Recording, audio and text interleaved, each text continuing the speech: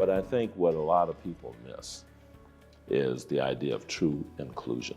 And so inclusion means figuring out a way to have the person who is different than you, who is behaving different than you, who on the surface may appear to have a different value system than you. When companies say, well, we want to make sure they share our values and they share, that can be a prescription for homogeneity. It can be a prescription for lack of diversity, and it can be a huge prescription for lack of inclusion.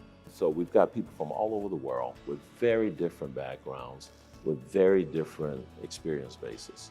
And so that is the diversity.